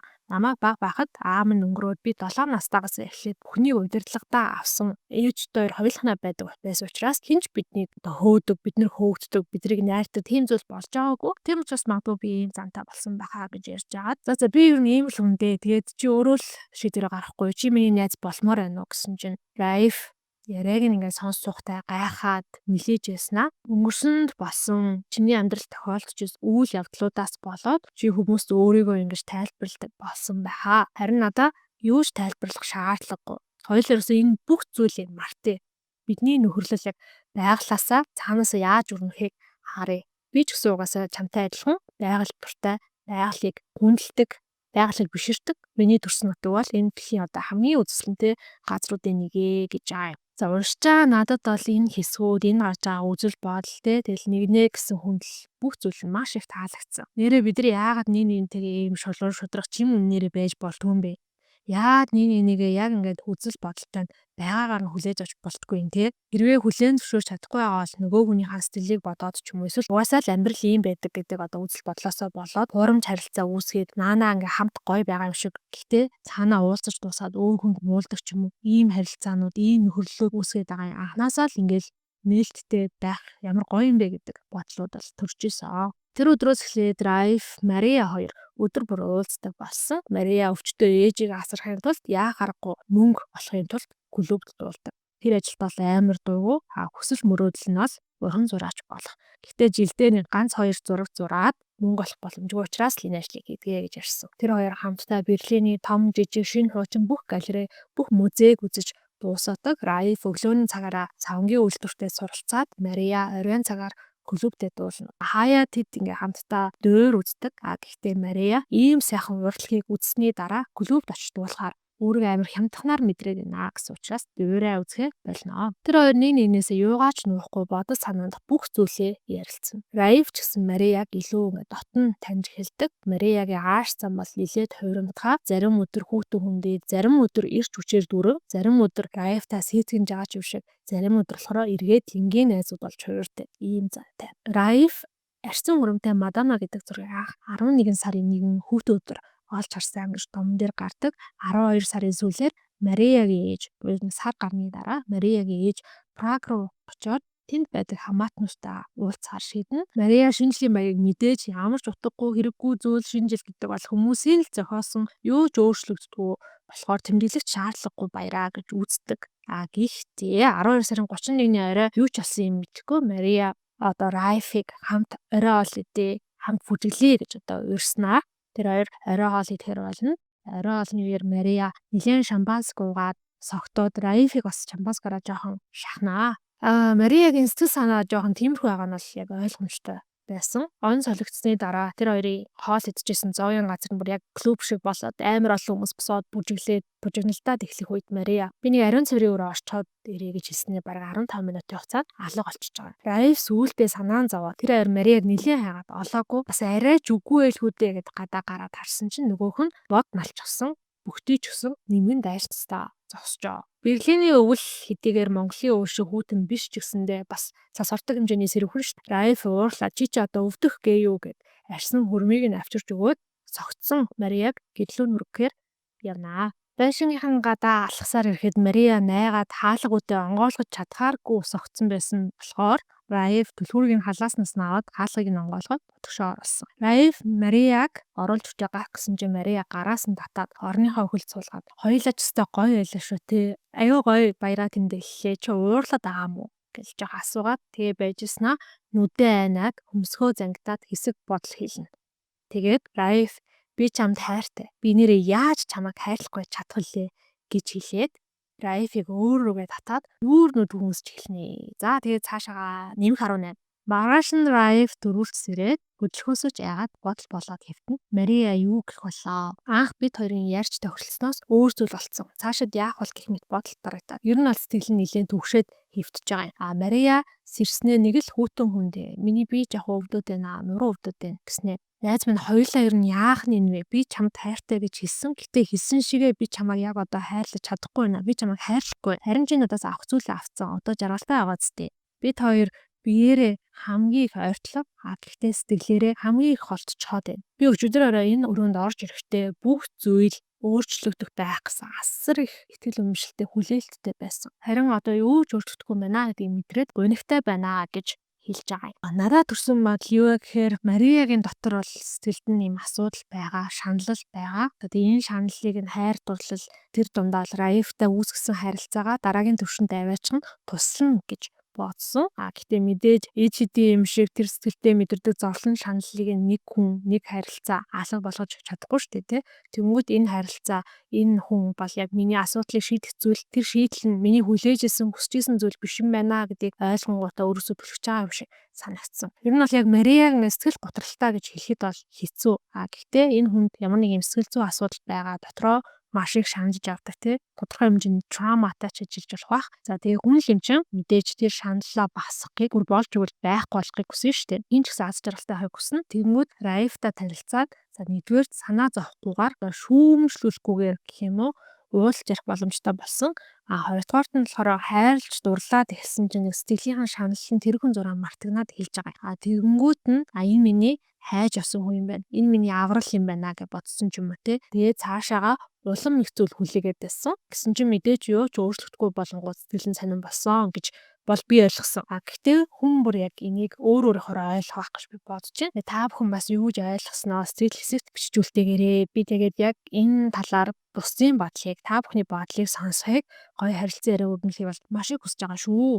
За мэдээж Марияг ингээд хүүтэн хүндий зам гаргаад эхлэнгүүт Раиф бол бараг за окей би чиний ярьж байгаа ойлголоо баяртай гингүүтээ гараа авчиж байгаа. Гарангуудаа юу ч идэж уухгүй шууд тэр чигээрээ бэрхлээний зах хүртэл хэдэн цаг чимдээ алхасан юм мэдгүй. Ер нь бол юм бодоод алхаад байгаа байхгүй. Би ер нь яатсан юм бэ? Мария ер нь яхаар надаа ингэж хандтыг гэдэг ч юм уу те. Эмэр бол алхаад байд. Гинэт ирээдүйн бүр амар бүрхэг санагдаад яаж Мариягийн гэрэл гэгээгээр энэ хорвоог туулах юм бэ? Гэх зэрэг зүйл бодож ирсэн нь баг амиа хорлчмоор санагдана. Би өглөөгээд энэ хорвоо надаар миний хийсэн зүйлээр ирээдүйд хийх юугаарч дутхгүй юм байна гэсэн бодол тэр үед Раифт төрөөд тэр бодол нь хожмоо яг Раифийн амьдралын эргэлтийн цэв болсон гэж тэмдэглэлийн дэвтэр дээр бичсэн байгаа байхгүй юу. Тэр мөчөөс хойш өөрийгөө ямар ч үн цэнэгүй хэрэггүй амтан гэж бодох болсон. Буцаад Раиф хотын төв рүү алхаад түмэн бодол дарагтаа явжснаа гинэт босож очиод ерөөсөө Марияд бүх зүйлийг хэлье гэж яадын надад алдах юм байхгүй. Тийм болохоор би гаргасан шийдвэрээ буцаад л нь гуйна гэж бодоод нөгөө дуулдаг клубийнх нь гадаа ирээд үүдний харуулаас нь Мария ирсэн үү гэж асуусан. Нөгөөх нь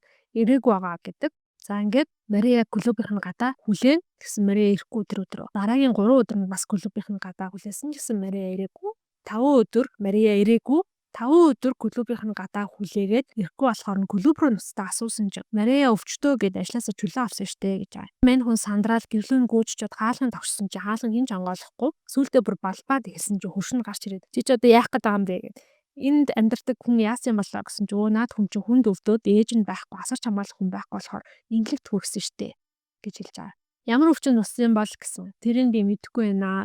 Тэгвэл ядч ямар эмнэлэг төрсөн та мэдсэн үү гэсэн чи нөгөө хөршин бодж очаад за нэг тиймэрхүү эмнэлэг төрсөн байхаа гэд нэг эмнэлгийн нэр хэлж өгч байгаа. Тэр эмнэлэг дээр нь Раиф гүгэд очсон чинь эргэлтийн цаг дууссан. Маргааш өглөөлвөл гэд ерөөсө халаахгүй. За тэгээ Раиф өвлийн шөнө өөрөөр хэлбэл энэ 1 сарын 5, 1 сарын 6-ны шөнө ааш тэ Идрисийн гүйтэнд эмнэлгийн цонхнууд ширтээд аль цонхны цаана Мария байгаа юм бол та гэж бодоод гадаа хонж байгаа. Маргааш өглөө нь 9 цаг болоогүй эмчээс зөвшөөрөл аваад Мариягийн өрөөнд орно. Гэсэн Мария хөрхи уушигны хальсны өрөвсөл гэдэг өвчин тусаад нилэм ядарсан. Аюу цонхохгүй аюу хэцүү харагдчихэйдэг. Ингээд үүнээс Раиф өдөр болгон Марияг эргэж ирдэг болсон. Мария эмнэлэгт л 25 хоноод гарсан. Уг нь бол яг эмчнэр илүү олон хонох хэвээр, илүү хэмжлэг хийх хэвээр гэсэн боловч Мария эмнэлэгтээ хаасгалсан. За тэгээ дээрэс нь гэтээ илүү тав тухтай байх нь зүг байж магадгүй гэж эмчнэр үзээд Мария гаргасан. Мариягийн ээж болохоор нөгөө 12 сарын сүүлээр Праг авсан шүү дээ. Тэгэхээр Мария ээжхэн санааг зовоохгүйгээд өвдснөө хэлээгүй. За тэгэхээр Раиф Мария гэрт нь асархаар болж байгаамаа. Өглөө өдөр оройн хоол цайг нь бэлдээ, сонин эсвэл сэтгүүл ном чангаар дуудаж уншиж өгөөд өглөө нь Раиф цавангийнхаа үйлдвэрлэлээр авдаг. Шөнө нь харин Мариягийн өрөөнд дэдэг буудан дээр унтдаг. Хив хинэн өнгөрсөн эсвэл ирээдүгөө бодохгүй зөвхөн одоодоо л оршоод товчхондоо л аз жаргалтай байлаа. Нэг өдөр Раиф нийтийн байр руугаа яваад солих хувцас авчрахаар шийднэ. Тэгээд нийтийн байранд очиод хувцснараа ингээ хараа янзлаа байжсэн чинь нийтийн байрных нь үйлчлэгч ирээд түүнд Туркээс телеграм ирсэн гэж хэлж байгаа. Бүх зүйл өөрчлөгдөх гэж байна да гэдгийг зөнгөөрөө мэдэрсэн Раиф тэр телеграмыг уншмааргүй шууд л шатаачмаар байсан. Гэхдээ мэдээж унших ёстой шүү дээ, тий. Нээгээд уншсан чинь аав чинь асууд болсон. Бид мөнгө шилжүүлсэн. Яартай ир гэдэг зурвасыг бүрийнхэн явуулсан байсан. Раиф дотроо бодож байгаа юм л да. Сүүлийн хэдэн сарын минь амьдрал өөр дүгэлжлэн гэж боддог. Би ямар тэнэг юм бэ? Ер нь хаан төрсөн хэний хүүхэд байх нь хин тамаатай юм. Хоёр хүн нэгнээ олоод ховорхон аз жаргалтай байгаа нь чухал юм шүү гэх зэрэг боддог. За би яг энэ хэсэгтээс та бүхний бодлыг сонсохыг хүсэж байна. Санал нийлж гин үү, нийлэхгүй байна уу? Райфи бодол үргэлжилж байгаа. Ном дээр бол бодлыг аюул дэлгэрэнгүй бичсэн. Хүний тархинд ингээд бодсон зүйлс бодит амьдралтай дандаа л зурж идэг. Жишээ нь эмэгтэй нүд рүү нүүрсний тоос орсон гэж бодъё. Эмэгтэй тэрийг нь мэдгүй нүдээ нь уснаас болоод тэр сайхан нүдний харааг алдчих болтгоо. Хүсэл мөрөөдлөөр дүүрэн гэрээсээ гараа явж исэн залуу дээр тоос угнаад алчиж болдог ийм амьдрал. Тэгэхээр хүн гэдэг хөөрхөн амтын энэ бүх гинтийн явдлыг, энэ бүх ослыг хүлээн зөвшөөрөөд үргэлжлүүлэн амьдрахаас өөр аргагүй дээ. Зайлшгүй гэх мэтийг бодож байгаа. За тэгээ энэ бүх басан явдлыг Марияд хэлсэн чинь Мария за чи бол Турк явахгүй бол болохгүй. Аавчнаас автаад. Харин би чамайг явахаас өмнө Праг явахаар шийдлээ. Ээж дээр очино. Гээд Мария хувц сунраа баглаад маргааш оройных нь галт тэргээр явах болно. Галт тэргийн буудлын дээр мэдээж тэр хоёр салж чадахгүй. Үргэлж нэг рүүгээ захиа бичих шүү. Үргэлж хаягаа нэг нэгэндээ өгч гинөө. Раив захидал бичих болгондоо гэрийнхэн хаягийг бичсэн зохиог захидал дотроо хийж явуулж гин. Яагаад гэвэл тухайн үед нь Турк ус араб бүсгээр бичдэг байсан. Мария араб хэл мэдгүй учраас Раифи явуулсан зохиод өөрийнхөө захидлыг хийгээд эргүүлээд явуулж байна гэж амлалт өгсөж байгаа. Ингээд галт тэрэг хөдлөх цаг болоод Мария галт тэрэгэндээ ормогцоо эргэж хараад би чиний дуудсан цагт очих болно гэж ашгардаг. Тэгэд Райфи юу ч ойлгоогүй маанаг царайг харангуйтаа би хаач очноо гэж нэмж хэлж байгаа. Райф сая л нэг юм Мариягийн хэлсэн үгийг утгыг ойлгоод би чамайг заавал дууднаа гэд далсаар үлднэ. Райф Марияг яагаад өөрөөс нь зөвлөж Праг явж байгааг сайн нэг юм ойлгож байгаа. Мариягүй Берлин шал утгагүй өнгөгүй сонирхолгүй байсан. Тийм учраас Райф 7 хоногийн дотор Германд байсан бүх ажлаа дамжуулаад Стамбулыг зарна. За Хавран гэдэг хотод байдаг гэртээ очоод ойр зургийн асуудлаа шийдснийхаа дараа Марияга дуудана. Аавынхаа жидүүн жимсний талбайн захад хөөрхөн байшин бариад сайхан амьдрна гэл дээгхэн мөрөөдөлтөө явж байгаа юм л та. Тэгсэн түүнийг хүлээж исэн нөхцөл байдал тэс өөр. Бүгдээрээ Райфийн тэмдэглэлийн дэвтрийг уншиж байгаа шүү дээ, тий. Райф өөрөө тэр дэвтэр дээрээ дараагийн 10 жилийн амьдралаа тэгж их нарийн бичиж үлдээмээргүй байна гэсэн баахгүй. Юутаач их нутагтаа ирсэн чинь эгч нар нь Райфаас зайгаа барьдаг. Хүргэн ах нар нь дээрэнгүү ханддаг. Ээж нь бол бүр шаналаад Райфийг тоохтой мантайгаа болцсон байдаг. Аав нь нас орохоосоо өмнө эд хөрөнгөө энэ хүүхдүүд хоорондоо хуваасан ч гэсэн Райфт яг юу үлдээсэн нь тодорхойгүй. Савнгийн үйлдвэрийн талаар баруун дурсах төгсчгүй байсан гэж байгаа байхгүй. Ямар тач нэг үйлдвэрээ аав нь бол амьд сэрүүн байхдаа зарсан. Нөгөө үйлдвэрийг нь хүргэн ах нар нь зарсан болтой байна гинэ. Тэгэд аав нь хөрөнгөө зараад алт болгоод газарт булж нуусан гэдэгт ээж нь бол итгэдэг. Тийм учраас ээжт нь үлдээсэн одоо жоохон мөнгөөр ээж нь Эрдэнэ сайдаг хүмүүс хөлсөлж аваад жидүүн жимсний талбайдаа хичнээн хайлгаад ч юу ч болоогүй. Ер нь бол яг аав нь хоосорсон л байсан юм шүү. Тэр хавраа Райф ирээдүйд хураах жидүүн жимсээ барьцаалаад жоохон мөнгө олоод ааваас нь өөрт нь одоо хувааж үлдээсэн жидүүн жимсний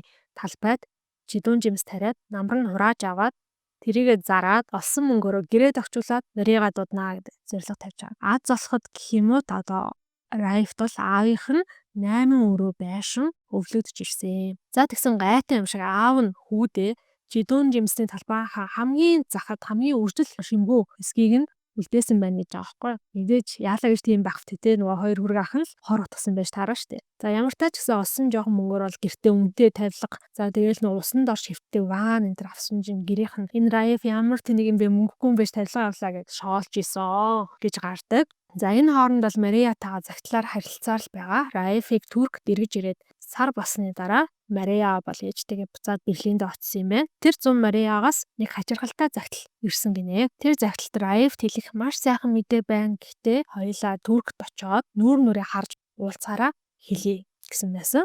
За тэгээ дараагийн загтлуудтай Райф ямар одоо сайхан мэдээ юм бэ гэж хичнээн асуугаад ч Мария уулзаад хэлье гэсээр агаад ямар сайн мэдээ гэдгийг хэлээгүй. Райф ч олж мэдээгүй.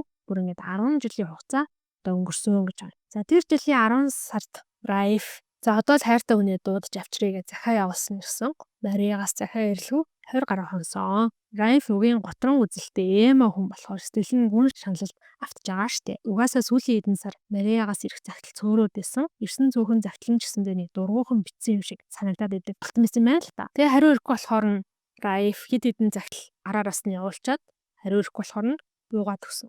Бууж өгөхдөө зөвхөн загтал бичгээл байсан биш. Бүр ажил, амьдрал бүх зүйлээ хаяад бууж өгсөн. Жидүүн жимсний талбайдаа хүний хөлөөс хол өдөржингөө гүйж хөвтж агаад шүн ирдэг. Ирээд хүнтэй ч юм дуурдгүй. Тийм болцсон. Раифын бодлоор бол Мария өөрөөс нь илүү өөрийг нь ойлгодог, зүрх сэтгэлээ уудлж ярьдаг. Ер нь л өөрөөс нь илүү хань болж чадах тийм хүнтэй уулзаад, хайрлаж дурлаад Раифыг мартсан. Раиф Мариагаас захилэрхээ болсон. Өөрөөр хэлбэл Марияд хаягдсан тэр мөчөөс хойш ямар ч хүнтэй дотносоос бүр их айдаг болсон. Хүнтэй дотносоод хамаг зүрх сэтгэлээ нээгээд эцэст нь ерөөсөө шаргалж хоцорт юм байна гэдэг юм үзэл бодолтой болсон. За ингэж явж байгаад энэ 10 жилийн хугацаанд бол нэг эмэгтэйтэй гэрэлсэн. Гэхдээ тэр их нэртэй зүрх сэтгэлээ нээгээгүй нэг гэрт амьдардаг танихгүй хүмүүс шиг амьдраад үр хөвгттэй болсон. За яг энэ хэсэг дээр бол би Раифтай санал нийлэхгүй. За мэдээж анхны хайр, ер нь хайр дурлал гэдэг чинь амар хүчтэй зүйл те. Хүмүүс анхны хайраа мартаж чаддгүй энэ төр гэл ярьдаг. Гэхдээ Раифийн эхнэр болж байгаа эмэгтэй ч гэсэндээ хин нэгнэр бүрэн дүүрэн хайрлуулах хэрэгтэй эцтэй. Хэдийгээр эхнэр нь одоо гэдэг Мария шиг гүн гүнзгий боддоггүй, гүн гүнзгий мэдэрдэггүй байлаа ч гэсэндээ ир нөхрийнхөө хайрыг хүртэх, гэртээ хамт амьдарч байгаа хүнтэйгээ чин сэтгэлийн харилцаа үүсгэх хэрэгтэй гэж би бодод байгаа байхгүй юу. Тэгээд Раифт бол юмд жоохон дургу хүрсэн. Гэхдээ яг хөө тэгэл нүүрсний тоос нүд рүү ороод сохорчдөг. Толгой дээрээс тоос хунж ирээд алчдаг. Одоо энэ хороод өөртөө хайргүй хүнтэй суух яг л энтэй ижилхэн зүйл гэж зохиолч маань үтсэн болов уу гэж бодсон доо. Раифын хадам аав төрийн албанд ажилладаг байсан учраас Раифт Монголоор бол сумын засаг даргын тамгын газар гэж хэлж болох газар ажиллаж өгнө. Хэдэн жилийн дараа хадам аав нь нас бараад эхнэр болон эхнэрийн 3 дүүг харж хандах ажил Раифт оногдноо. Раиф энэ хугацаанд нийгмээс улмал холдож байсан. Эхнэрийн дүүнэр өөрийн хүүхдүүдэд тэжээхийн тулд Раиф Анкара хотод ирж өөр ажилд орно. Уг нь бол хил ус чадварыг нь харвал хурдан дэвшгэр боловч тийм зүйл болоогүй. Раиф яг тасалгааны ургамал шиг ямар ч ухамсаргүй, ямар ч гомдлгүй, ямар ч хүсэлгүй амьдардаг. Эхнэр хүүхдүүд нь ч гэсэн түүнийг тоохгүй. Тэр ч гэсэн энэ бүхний төгсгөлийг буюу одоо үхэл хурдан ирээсэ гэж хүлээж идэг. Тэгсэн өчигдөр гэртээ ирээд говцаа солиод байжсэн чинь. Буюу 1933 оны 6 сарын тэр нэг өдөр гэсэн үг шүү дээ те. Эхнэр нь Раифыг захиаваад ирээч гэсэн гинэ. Захиороод эхнэрийнхээ захиасыг аваа явчихс чинь гинэт хэ Раиф буюу ноён Раиф гэх германаар түүнийг хин нэгэнд дуудсан. Эргээ харсан нөгөөх нь 10 жилийн өмнө Германд нийтийн байранд амьдардаг байсан. Нөгөө согтцохоог үнсгээд үзээд байсан. Хадагта Тидман байх нь тэрээ. Хадагта өөрийн сонирхоод исэн 50 гаруй насны ахтай нийлээд хадагта Тидман биш хадагта Дубке болцсон байна гинэ. Хадагтай хажуудаа цогихгүй царайтай нэг бүрэг дууга охин дагуулад явж исэн. Охин 8 юм уу 9 настай. Танаа охин юм уу гэсэн чи үгүй манай хамаатны охин байгаа юм аа гэж хариулсан. За хадагтай Тидман буюу хадагтай Дубке бол Мариягийн үеэ шүү дээ. Тийм болохоор Раиф дотроо л мэдэж Мариягийн талаар асуухыг маш их хүсэж байгаа. Гэхдээ өөртөө ямар нэгэн харилцаатай байсан гэдгээ нэгдүүлэхийг хүсээгүй учраас бодлоо өнөө ойр зургийн юм ярилцаад өнгөрснөө дурснаа. Хадагтай Дубке бол Анкара хотод Багдад явах замдаа нэг хонжоо удахгүй галт тэрэг хөдлөнө гэсэн учраас галт тэрэгний буудлын руу алхангаа ярилцдаг. Раиф яриан дундуура 10 жилийн өмнө Германд хахад нэг зураач эмэгтэй байсан штэ. Их сайхан зурдаг эмэгтэй байсан. Таны үеэ л гэж хэлсэн. Тэр эмэгтэй нэрээ сайн байгаа юу гэд нэг тойруулсыг л асуусан ч хадагтай жоохон гайхал. Нэрээ тийштэй түүний ээж нь зураач эмэгтэй гэж чинь нэг түрк залуутай найзалтай байсан гэж ярьжсэн. Арай та юм биш үсттэй гэж би тухайн үедээ бодож ирсэн шүү. Их сайн зураач байсан да гэж хэлнэ. Тэгтэн Раиф сайн зураач байсан гэдэг чи юу гэсэн үг? Одоо зурхаа болоо юу гэж асуусан чинь үгүй ээ Мария нас барчихсан штэ гэх нь тэрээ. Раиф гацаж төгдөрсөөр арай хин.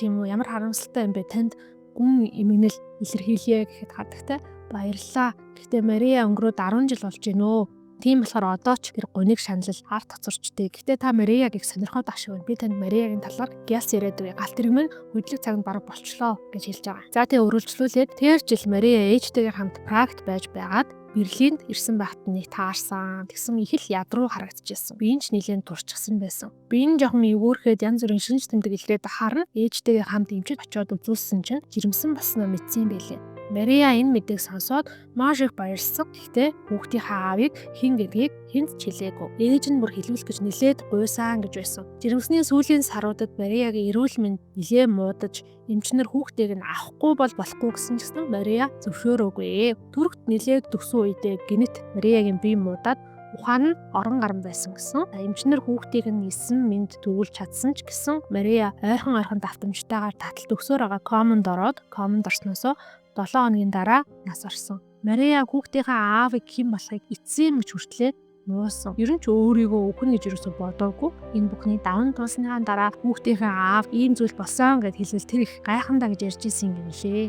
Тэгээ тэр хүүхэд 4 нас хүртлээр эмнэлэг сувлал асрамжийн газраар явсаар агаад 4 настайдаа эмээ дээр ирсэн. Жаахан бие султааг нэс тооцвол өстой хөрх охин байгаа зү гэд нөгөө дагуулж авч ирсэн охин руугаа толгой төгсөн байгаа. Тэр үед охин аль хэдийн галтрын дороо суудсан. Нөгөө хоёр ч галтрын цанхаар хараа суужсэн. Өстой дууга хөөрхөн ааштай охин байгаа. Эмээгээ их л санаж байгаа ах та гэсэн. За галтэр хөдлөө баяртай гэд галтэрхэндээ суугаад бодлоо галтэр хөдлөн оджээ. Тэр шөнө Райф унтсангүй. 10 жилийн өмнө л Мариягийн тухай бодол орж ирмэгцэн шууд дараад идэг. Тэс өөр зүйл бодсоор Мариягийн дүр төрхийг мартсан гэж өөрийгөө бодож исэн. Гэтэл тэр шөнбөр урд урдынхаасаа илүү дотор сансан гэж байгаа байхгүй. Бүхэл бүтэн 10 жилийн турш би нэгэнтээ энэ хорвоод үгүй болцсон хүнийг хараагаад зүхээд үзэн ядаад гэгээн дурсгалыг нь үл хүндлээд доромжилжсэн гэдгийг ойлгоод маш их ичүүрийг мэдэрсэн гэж байгаа. Түүнээс гадна энэ 10 жилийн хугацаанд Марияг тэгж их үзэн ядсан нь Марияд тэгж их гомдож уурсан нь яг үнэндээ хайртай байсан болохоор хизээж хайрлахаа болоогүй болохоор тэр үжээ гэдгийг ухаарсан юм байна. Райфга тэр шөнөөн Берлин өнгөрүүлсэн хэдэн сараа ахин дахин төсөөлж хоноод маргааш өглөө нь гэрийнх нь бөөнөр гадагшаа гарсан хойд нэг охиныхоо тэмдэглэлийн дэвтэр буюу одоо энэ хар дэвтрийг олж аваад тэгээ энэ бүх зүйлээ хин нэгэнд гаргаж ярмаар байсан учраас бичиж эхэлсэн тэмдэглэлийг нь хэдүүлээ одоо уншиж байгаа гэсэн. Райф үүнээс хойш өмнөх 10 жилээсээ ч илүү тийм аимшигтай он жилүүдээ өнгөрөө. Гэхдээ энэ бүхнийг тэсэж туулаад утгагүй ажиллаа хийгээд орой бүрэн дэлгүүр зах ортоороо орсоор байгаа энэ насыг барна. Харин нэрийг нь ч асууж амжаагүй явуулсан охиноо үргэлж зүүдэндээ харж төсөөлтөй хайрлаж явах болноо гэсээр түүний тэмдэглэл дуснаа. 1948 онд Сабахатын Али дахин нэг удаа шоронд суугаад гарсныхаа дараа улс төрийн хавчлагаас зүгтгэхийн тулд гадаад улсад очиж амьдрахаа шийднэ. Гэхдээ Сабахатын Алид гадаад паспорт өгдөггүй. За ингэнгүүт мань хүн хуримж бичиг баримт үүлдээд тээврийн жолоочийн ээлжийн жолооч болж жүжиглээд Булгарын хэл таваад Европ руу дөрөх гэж ягаад ор сураггүй алга болсон. Ор сураггүй алга болсноос нь хэдэн сарын дараа нэг тээврийн жолооч бол гарч ирээд Сабахатын Алиг хөнөөсөн гэдэг хэрэгээ олон нийтийн өмнө хүлээж ирсэн юм байна. Тэр жолоочийн ярьж байгаагаар бол Сабахатын Али өөр хүний нэр барьж явж байсан. Гэхдээ удалгүй хэн гэдэг нь танигдсан. Тээврийн жолооч бол Ататүркийн үнэнч дэмжигч байсан учраас хайртай удирдагчийг нэр шоглоод байсан зохиолчийг уурандаа нугчсан гэж ярьсан юм байлээ. За гэхдээ тухайн үед бол Туркийн тагнуулын байгууллага Албаар тэр тээврийн жолоочтой тохиролцож яваад Сабахатын Алиг алуулсан. Айлсвал бүр Туркийн тагнуулчид Сабахатын Алиг нууцаар баривчлаад олон сар ирүүдэн шүүсний эцэст алсан энэ гэж ярьдаг. За юутайч Сабахатын Алиг бол амьд сүрэн байхад нь ч тэр өгсөн хойноч тэр жинхэнэ эр хүн шиг биш гэж их шогддог, дооволдог байсан юм байлээ. Гэсэн ч гэсэн зохиолч хүн өөртөө үнэнч байж худал хурамгүйгээр амьдарч хайрлуулж болтгоо гэдгийг энэ номороо дамжуулж харуулсан юм шиг санагдсан. Сабахатын Алигийн арсан хүрэмтэй Мадана номыг уншаад хайртай хүнтэйгээ ямар ч баггүй, ямар ч нууцгүй, nii нуугүй чин сэтгэлээсээ нүүнс яарахгүйгээр ярилцаад суумаа санагдсан ийм сэтгэл төрүүлсэн ном байсан. Надад бол маш их таалагдсан. Та бүхэн ч гэсэндээ таалагдсан гэж найдаж байна. Удахгүй дараагийн номороо уулзъя. Ингээд өдрийг оройг үдшиг сайхан өнгөрүүлээрэй.